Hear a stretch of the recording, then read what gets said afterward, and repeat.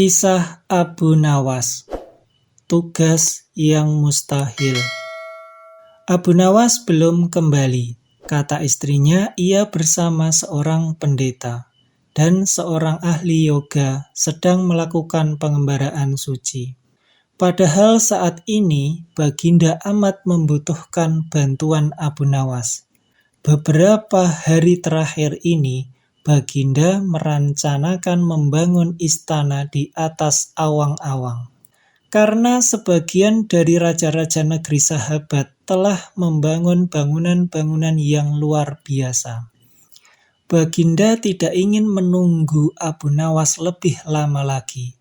Beliau mengutus beberapa orang kepercayaannya untuk mencari Abu Nawas. Mereka tidak berhasil menemukan Abu Nawas, karena Abu Nawas ternyata sudah berada di rumah ketika mereka baru berangkat. Abu Nawas menghadap Baginda Raja Harun al-Rasyid. Baginda amat riang. Saking gembiranya, beliau mengajak Abu Nawas bergurau. Setelah saling tukar-menukar cerita-cerita lucu, lalu Baginda mulai mengutarakan rencananya. Aku sangat ingin membangun istana di awang-awang, agar aku lebih terkenal di antara raja-raja yang lain. Adakah kemungkinan itu terwujud, wahai Abu Nawas? Tidak ada yang tidak mungkin dilakukan di dunia ini, Paduka yang mulia, kata Abu Nawas berusaha mengikuti arah pembicaraan Baginda. Kalau menurut pendapatmu hal itu tidak mustahil diwujudkan, maka aku serahkan sepenuhnya tugas ini kepadamu, kata Baginda dengan puas. Abu Nawas terperanjat. Ia menyesal telah mengatakan kemungkinan mewujudkan istana di awang-awang. Tetapi nasi sudah menjadi bubur. Kata-kata yang terlanjur didengar oleh Baginda tidak mungkin ditarik kembali. Baginda memberi waktu Abu Nawas beberapa minggu. Rasanya tak ada yang lebih berat bagi Abu Nawas kecuali tugas yang diembannya sekarang. Jangankan membangun istana di atas langit, membangun sebuah gubuk kecil pun sudah merupakan hal yang mustahil dikerjakan. Hanya Tuhan saja yang mampu melakukannya. Begitu gumam Abu Nawas.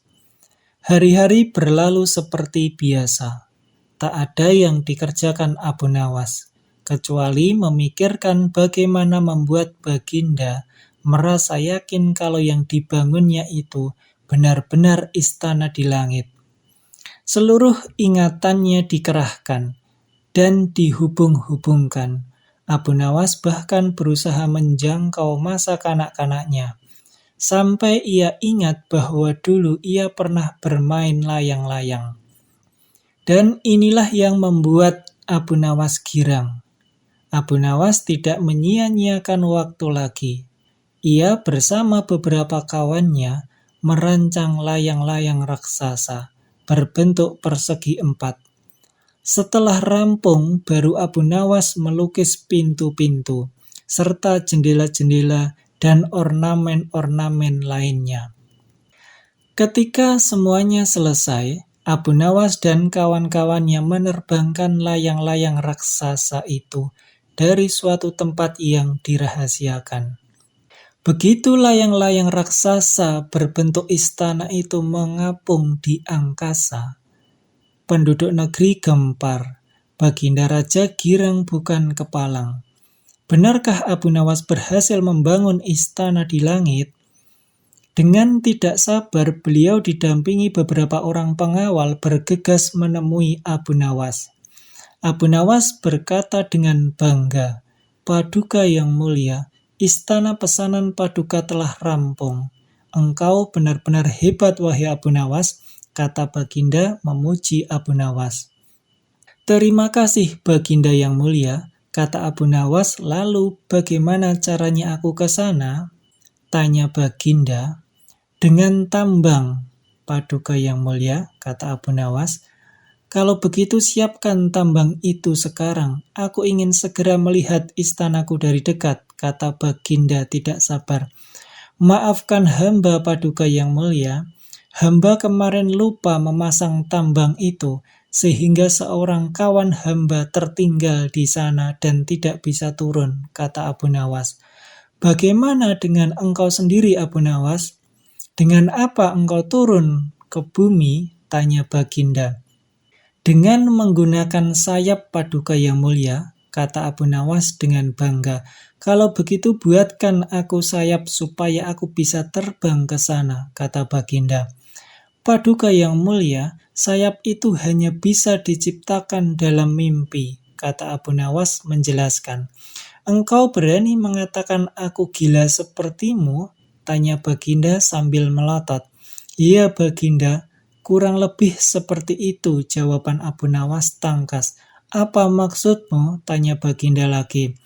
Baginda tahu bahwa membangun istana di awang-awang adalah pekerjaan yang mustahil dilaksanakan, tetapi Baginda tetap menyuruh hamba mengerjakannya. Sedangkan hamba juga tahu bahwa pekerjaan itu mustahil dikerjakan, tetapi hamba tetap menyanggupi titah Baginda yang tidak masuk akal itu. Kata Abu Nawas berusaha meyakinkan Baginda. Tanpa menoleh, Baginda Raja kembali ke istana, diiringi para pengawalnya. Abu Nawas berdiri sendirian, sambil memandang ke atas langit istana terapung di awang-awang. Sebenarnya siapa di antara kita yang gila? Tanya Baginda mulai jengkel. Hamba kira kita berdua sama-sama tidak waras tuanku, jawab Abu Nawas tanpa ragu.